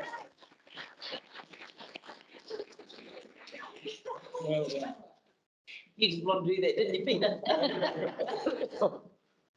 I was a bit there, we want to make a comment, but that's all right. Okay, moving right along there. Looking for a lunchtime finish. Now I'm proud to introduce our new chief executive, Aileen Laurie, to. No, not just yet. Not yet. Oh, Handing over to Donna. Oh, right. Hello, Donna. Morning, Your Worship. Right, take it away. Okay, so this is the Chief Executive Delegated Financial Authority policy that we're putting to you for approval. There have been a couple of minor changes. The policy might look a bit different because I've done quite a bit of formatting and made it just a bit more succinct to read than the policy that's been in force for the last 3 years or so. if you go to page 465, the summary of proposed changes, that sort of explains the changes that I'm proposing with this policy.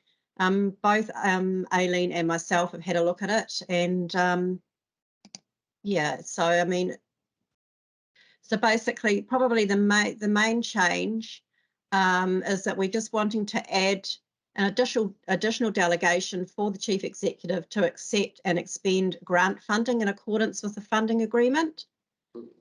This was a suggestion by Aileen, which means that, you know, if we do get additional grant money, we're going to be able to, you know, for a specific purpose, we'll be able to get on and get it done and get the project done in a timely way without having to come back to council just to endorse that. Just one question, Donna. Yes. I can't go and peruse this again quickly now, but does this include the mural fund? No, it doesn't include the mural fund.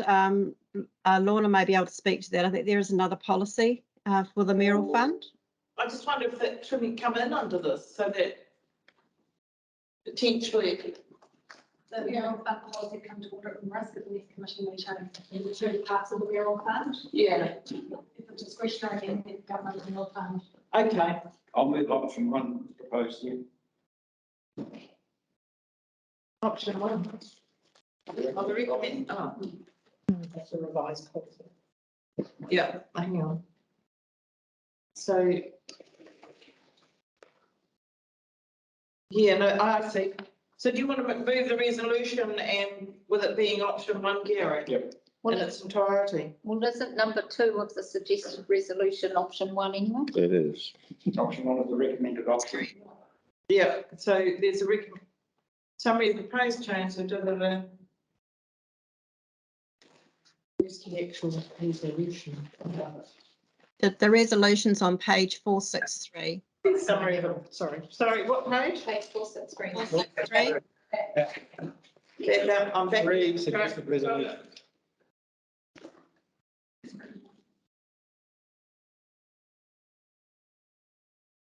Adopts revised. Okay, so that's right, because that number 2 is actually option 1 then, isn't it? Yes, correct. Yes. Well, Gary's moving the resolution. Do I have a seconder? Terry, any further discussion? I just had a quick question about the actual policy. So on page 470, hi Donna, the chief executive delegate, the wording is council approves the following financial delegation to the chief executive with 6 weekly reporting.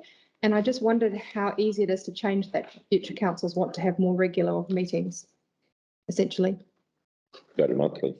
Well, yes, if the next council decided they needed monthly meetings, obviously there'd be a process for that, but then would this policy need to be changed and it would be easy to be changed? Or would you still stick with the 6 weekly? Sorry, I didn't know it was a hard question. We do what was practical. Okay. But in terms of the policy, Donna, what do you think? So in terms of the policy, I mean, I feel comfortable to take that 6 weekly out. We can just say with reporting to council, or we could say with council's meeting cycle or something like that. Yeah, So actually, yes, with the meeting cycle, I like that. We don't actually use the, you know, we make it a little bit more open, so it's a bit more flexible. That would be good. Okay, cool. It's not a problem. Everybody seems to endorse that, Donna, and Okay. yeah, okay. So it's still, and the movers happy with that? Yeah. The seconder happy with that? Yeah. Okay, it looks like it's a go. All those in favour, please say aye. Aye. Yes, carried. Well done, everybody. We find you in Mexico, look out. You're not born in Mexico, are you, John? And why Mexico, Terry? We've got a friend in Mexico. Well done. Thank you very much. Keep the tequila, that's why. I'm here for the next one as well, I think. Okay, rightio. Sorry, we're now doing the asset disposal and write-off policy. Yes, so similar, this policy is up for renewal. It's on a 3-year cycle of renewal. There has been really no changes, other than, again, just probably, that's just with formatting, and making it a bit easier to read. I think I've also added a table in there which just gives the definitions a little bit better and just makes it a bit easier to read, really. There's not any major changes in this policy at all. So I just wonder that, so the policy, property of council is deemed to be private property in the same way as the private sector, right?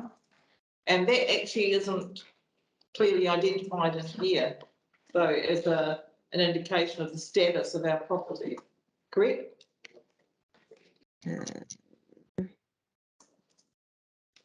Yeah, probably not specifically like using those words, no. Property, this policy covers all of our assets, not just our property. What we need deemed to be private property as well. Sorry, Your Worship, can you just repeat that? All of our assets, whether it's whatever the type of property, whether it's land or assets, facilities, utilities, they're solid structures of some form or another. They're all deemed to be private property as well. Right. Okay. As such, we are able to have complete authority as to its disposal. And the only exception is where there's a condition on the title of a property, which might trigger the Public Works Act. What about assets on council, regional council, and stuff like that? Yeah, same thing. Same thing. Yeah. So there's nothing that gives clarity around the status of our property, be it land or We do have assets that aren't on our property too, and this also covers all our underground assets, this policy. That's right. It's still private property. So I just want to point that out. My second point is that there is no schedule which identifies where people have an interest. And so we've had a written correspondence from the Parehareki Collective that they're interested in any property of councils that council wishes to sell. They have an interest that's been expressed in writing. Where do you collect that information so that we retain institutional knowledge about things that are being put on the record? So through Your Worship, this policy has to be read in conjunction with all council's other strategic objectives and our other relevant policies. So especially when we're considering selling any land or buildings. It also, and that information and any iwi considerations, I think the best place to have that and to have that schedule that you're talking about, which I totally agree, I think is a great idea, should really be in our property strategy, not in this actual policy. Excellent point. Okay, and I'm happy to accept that as long as we have it in the strategy so that there is an institutional record of what's been requested. Robin. Hello. Hi again, Donna. I'm looking at page 486. There's a lovely table about disposal methods. And I just wondered whether whether the land and building disposal needed a couple more ticks. I mean, I'm just thinking about, if we had an asset that was no longer fit for the purpose for which we were using it, but we wanted to redevelop it into something else, it appears that we can't do that. We have to sell the building. So, I'm thinking turn a shed that we had on a bit of land into a doghouse or something. Is there a reason why we can't redevelop our land and buildings? No, there's not. That one could easily be ticked. Okay, let's tick it then. That's what I'm saying. It's private property. It's ours to do with as we so decide. Yeah. And can be dealt with accordingly. And that's why I wanted to emphasise the fact that regardless of what it is, it's private property. Check that box. All good. That's fine. So, any further discussion? There being none, did I have a mover? I'll move it. Helen, move John, do I have a seconder? Yep. Thank you, Robin. All those in favour, please say aye. Aye. Against, carried, well done, thank you, Donna, excellent, Thank you. very nice, okay. Governance and management, and now. Here's some great pleasure to introduce Chief Executive Ellen Laurie to present her first report. Second, oh, done. Can I do one on day two? I did one on day two. Yeah. My apologies. And this one again is an introduction of Bruce, who's done an update on the three waters for you there. Just touching on the funding we've received through the Free Waters program. First of all, we had some funding for a suite of projects that was post-COVID that will be sort of nearing the end of completing that funding. Pretty close, yeah, through the chair. So both done a great job with the Leaders project. And so the initial tranche one funding that you might recall, but yeah, and a little bit kind of kicking off and starting up on October as well. Yep. So the second piece of funding was the better off funding.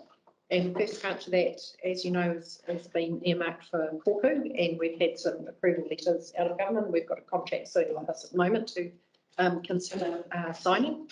There's a third tranche of a third amount of money, which is around 450K that's on offer at the moment to assist in the engineering team and the finance team to have a look at how to transition and how to work out what's going to happen in terms of the three water separation. And we still have an if in front of that.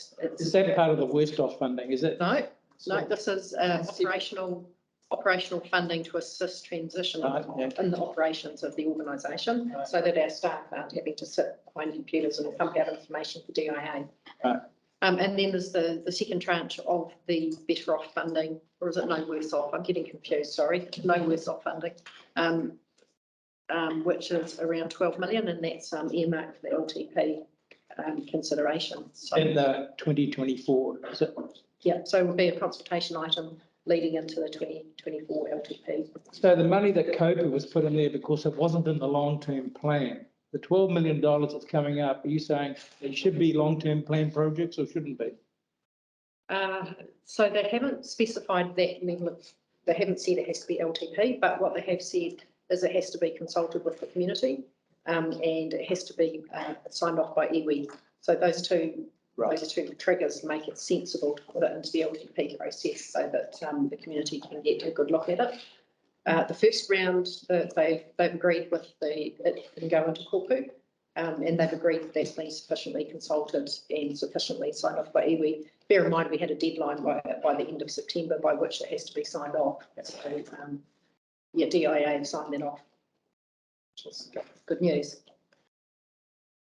Resource Management Act. So I've included a couple of letters there, which I thought you might be interested in. Yeah, fantastic. Yeah, interesting reading. So yes, we've got some pretty significant change coming at us, and in due course, I'll be appreciate a chance to sit down with council and go into a bit more detail around it. But you can see throughout the correspondence from LGNZ the repeated suggestions that these reforms are going to impact on the form and function of local government, and it seems very clear to me that both Free Waters and RMA really have a real focus on regionalising. And I know that there's a lot of pressure on us to do more locally, but I can tell you there's a huge amount of pressure coming on us to do more regionally. And so the next 3 years is going to be an interesting time when we try and balance local versus regional, and with that decision making heading off into a regional entity. It's going to be an interesting challenge and interesting triennium. The RM Natural and Built Environments Act is going to be introduced to the House on the 17th of October, is my understanding of the latest date. So it's upon us basically. So new council is going to have to hit the ground running and with a submission into the Natural and Built Environments Act. The Strategic Planning Act will follow quite closely, and as I mentioned, when the Thames area spatial plan went through, that's going to be an incredibly valuable building block into that spatial planning process. It may be that we discuss how to position early on in the new council had a position for the reforms as they land. And the Climate Change Adaptation Act is also, the thinking is starting around that in MFE. And they're flat out in drafting mode on 2X with the third act. They're taking policy decisions at the moment. The district plan then, in terms of looking at the district plan, will that go? Will this new plan they're talking about, will that come in to overtake that? Yep, so in time, and the transition is looking like being a decade, and you'll see that MFP have put quite a lot of funding against the transition period. All the district plans in the region will be hoovered up and turned into a single plan for the region. But in doing that, they're also wanting to drop some of the more detailed provisions out so that they're no longer sitting in the district plan. So they were talking about councils that were shovel ready to do that, and some that had all these plans. So how are they going to work that out? Good question. So that there is funding, and they're taking expressions of interest for what they're calling model regions. And as I understand it, that there's several regions that have put themselves forward saying, please let us go first and try the legislation out on us. They'll then be the first tranche, and thereafter, in the next decade or so, then the other regions will transition. For example, will the 30-year plan, just to give an example, which I can't believe how much time spent on it because it's a legislative requirement, will that become regional like the 10-year plan? Are they likely to become regional and have an addendum to each of the bodies that are involved? Referring to the long-term plan. Well, I'm talking about the 30-year plan. It'll be a regional. It's regional. It won't be a definite plan. Become regional. Sorry, can you clarify? It is now. What's the 30-year plan? Well, there's a 30-year plan. By legislation, we have to have then a 10-year plan. Infrastructure for roading. The infrastructure strategy will remain ours, but it could be heavily influenced by a regional spatial plan. Well, they save a lot of staff time if there was no relation. Another bugger for another. Well, that's why LGNZ is referring to pressures on the form and function of local government. So is unitary authorities in their head up there? Is it what they're thinking? The official line from government is local government form and function change is not on the agenda. But the point LGNZ keeps making is that every single reform we're seeing is pointing towards that. Yeah. Right. Election next year, guys, it could all change. Yeah, and then here's a few updates on the projects, and we've got a wonderful day on Thursday celebrating the Kopu Marine project, which is totally exciting. And a favourite of mine was the Aquaculture Forum that we held recently. It was a really exciting day, lots and lots of great future thinking and lots of opportunity. So looking forward to taking that forward in one form and shape that takes. And that goes forward. That concludes my report. Very good. Questions about that? I thought the graph on where we were with the government performance was fantastic. Telling us when they're going to come in. Thank you. Anything else? Do we have a mover next? We need a mover in the second. Mover, I'm happy to move. I second it. Sally, did you second it? Yeah. Thank you. All those in favour, please say aye. Against, carried. Excellent. Thank you so much. Members' reports. Do we want members' reports? Or we only want them for retiring? Everyone's got a right for it. Thank you, David. The board's of sensibility. Robert, fine. I haven't got anything to report. Thanks, David. Tony. Okay, well, for local matters, on last Friday, Rick and I went up to open up the Wonga Park Playground, and might I add, an outstanding facility that it is, and I feel very lucky that within the Greater Mercury Bay area, we've had the Whitianga one, which is a really high standard. The one we opened up at Matarangi is exceptionally good, and the one in Wonga Park, very, very good. So for the people on our team who made that happen, excellent. And the turnout at little old Wonga Park had as many people there just as we had at Whitianga. So a pretty happy community and a lot of happy people. I do note the person that came in and wanted to know what the costs were to actually have the opening. don't know who would have asked that question or why, but it can't have been very much because most of us are here for nothing. 66% of the staff were there on leave, so that didn't cost anything. I think there's 6 sausage rolls, so, but. Some people are very from the most recent Regional Transport Committee, just a number of points. So we've seen that the speed management is going to be on roads, so we've got NZTA rating and then our rating. I think Ed's bloody all over this, and there's a process that'll go through and you'll come up with the right answers. But a lot of speed management, it'll be camera done, so it'll be point-to-point cameras. So people like me that like to leave home and an hour later be parked up here, I'll be more circumspect because I'll catch you somewhere on the line. The driver licensing access, that's been a big thing for a number of communities, but particularly where I'm in Whitianga. Now, this is really about people. They haven't got enough people to go and do the testing, but they've got teams going together, and they're mobile teams, and they'll come out and do the driver testing in those areas. So there's a move down that, which will be a good thing to happen. One of the issues they raised, and particularly on the plains, but a wee bit at home, and I suspect there'll be businesses here that run on shift work, people on restricted licenses when they can't go and get a full license are hampered because they can't drive after dark. So there's work being done in that area. So if you're a shift worker, say working at the chicken factory, you could drive on your restricted license to go to work and drive home. Road maintenance, well, you don't see much of it now because you don't put bitumen down in the winter. And but what I was reliably told, we've had 450 kilometres of lane kilometres resealed in the Greater Waikato. Continental bridges, that's always one comes up. So these are on a schedule, but I think maybe some time away. So you've got Waiwawa, Kirikiri, Onitahi, Pepe, and Hikawai. And the Pepe decision is made. I don't know what it is. Someone might. But don't hold your breath for a 2-lane bridge, because if you do, to get vehicles on and off a 2-lane bridge, you'll lose half the shopping centre in Tairua. So there's a fair bit of water to go under that bridge. Work on zero carbon and emission controls. The Regional Transport Committee, following on from what's happening in central government, well down the track. That will come down to territorial authorities, and there'll work be having. So there is things happening in that space, and it's really about replacing fossil fuel-driven cars with electric or some other form of electric. The other thing to come out of electric and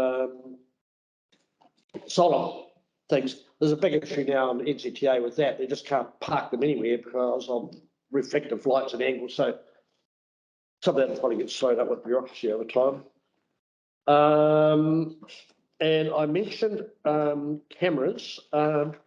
So I think for the new council, security cameras is something that should go on an agenda because it's something that needs coordinating. Like there's a whole heap of people got cameras.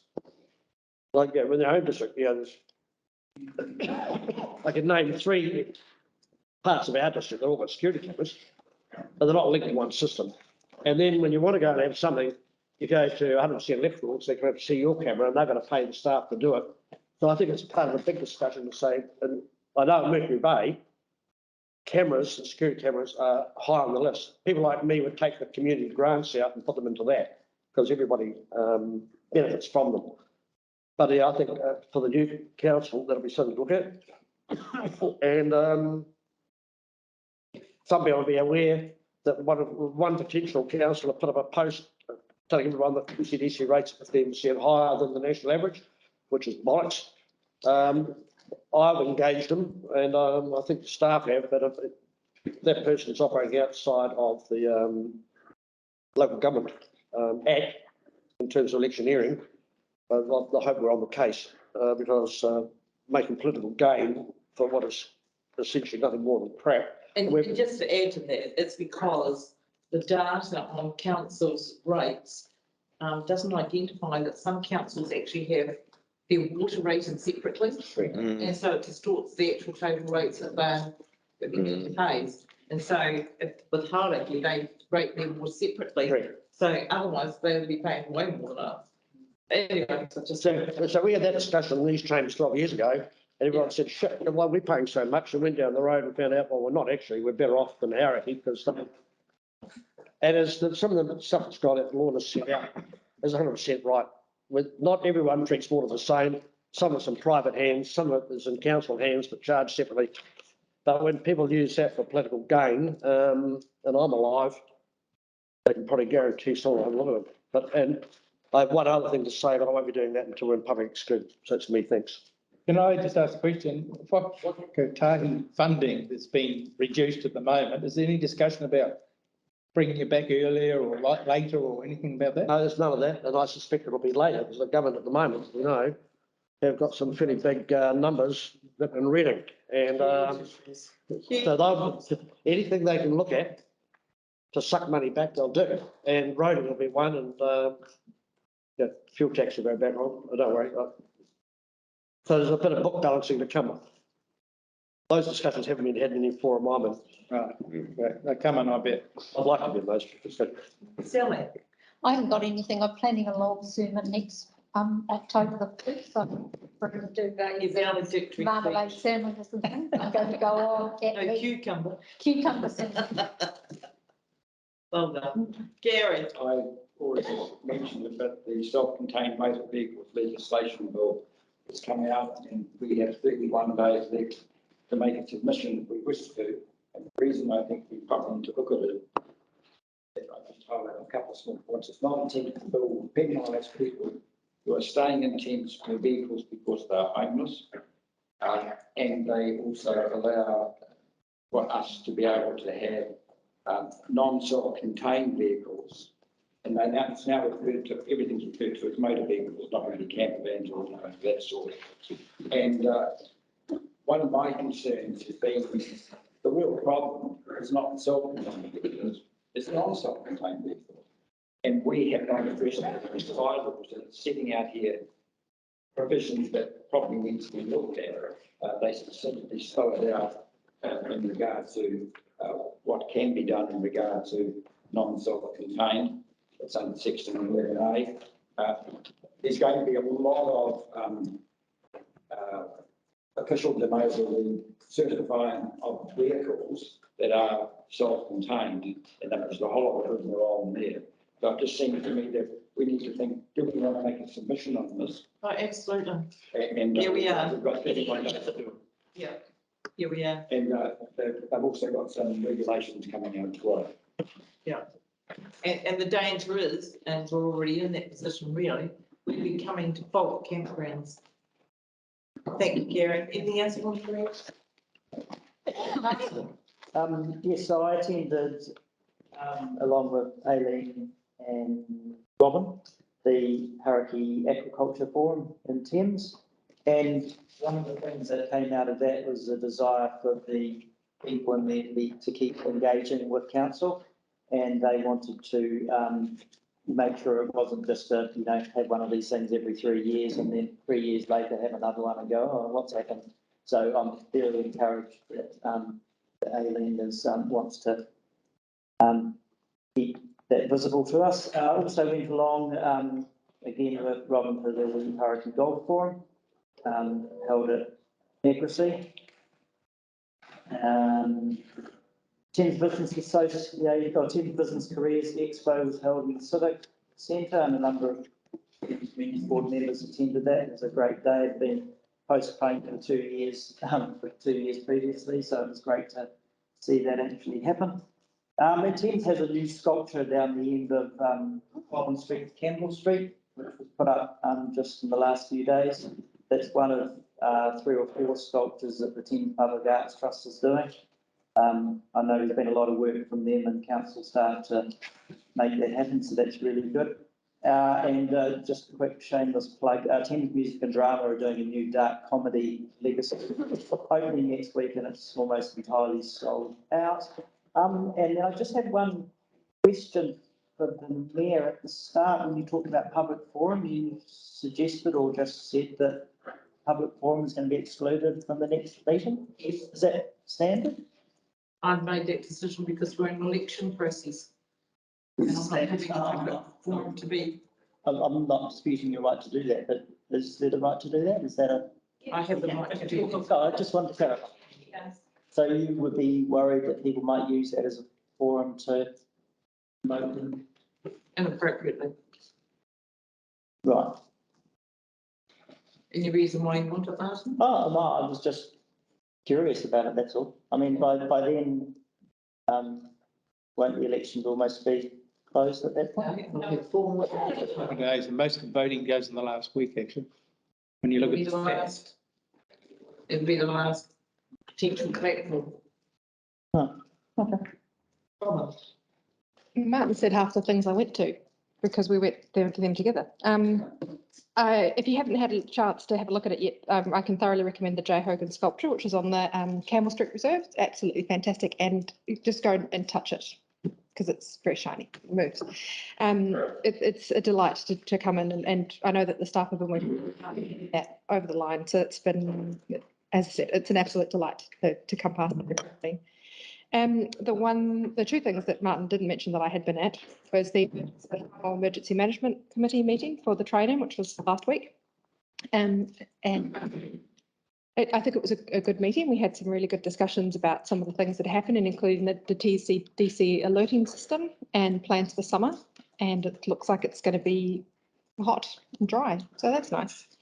And yesterday, no, not yesterday, day before yesterday, Martin, Peter Revel, myself and Sandra actually attended the Battle of Britain celebration out at the Sir Keith Park Memorial Airfield. In service, and I was very pleased that there is a group of interested parties and dedicated volunteers who are able to bring that to us as an opportunity for us all to be able to get together and celebrate the Battle of Britain. And is it really? Thank you. Can I just ask one question around the sculpture in the park? Yes. Type stuff. Have you got any idea when the miners' gates might be appearing? No. I understand that there's some discussion, and actually Bruce is maybe the best person to ask for this, but there's some discussion about the legalities of putting it in that Wakakata had some idea that they didn't want it to be obstructing the view because it was going to be on road reserve. Road reserve, and then there won't be any chance to have. I think location is the issue, yeah. It's getting worked on. They're my favourite. Okay, John. No problems. Terry. No, I'm busy talking to other people at the moment, so it's all good. So, Robin mentioned the Battle of Britain commemoration and acknowledgement of Sir Keith Park, and he wouldn't be a Sir Keith Park if he hadn't won the battle as the defender of London.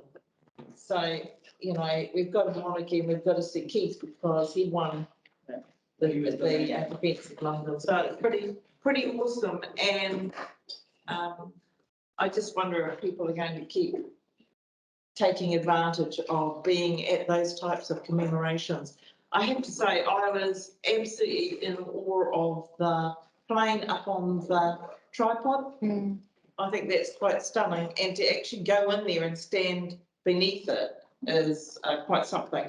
So just commend all those people involved for doing that, and any member of the public for going and seeing it, just well worth it. Sally. Perhaps when King Charles III arrives for the first time, we're taking that. The Thames this peninsula could be on the itinerary to acknowledge that, like seriously. Yeah. Well, I have a Spitfire down in that square down there, shut the road down. Councillor, can I just reiterate the point made by Councillor Christie?